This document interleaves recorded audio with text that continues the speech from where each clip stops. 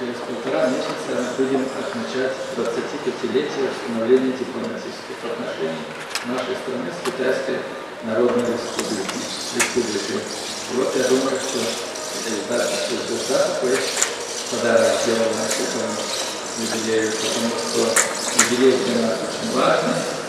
Вы знаете, что за 25 лет мы с этой великой страной прошли огромный путь от первых контактов, от узнавания друг друга до отношений доверительного, всестороннего стратегического партнерства. Это наш сегодня один из основных партнеров во всех сферах международных, во всех сферах двусторонних отношений. Мы очень дорожим этими отношениями. И, конечно, дальнейшее их развитие должно осуществляться максимально комплексно.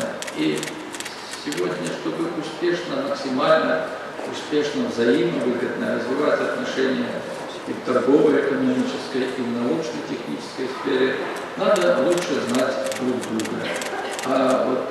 Знать как? Знать историю народа, знать его культуру, знать его душу. Конечно, китайская поэзия – это нечто особое, и переводить ее очень сложно, да, чрезвычайно сложно.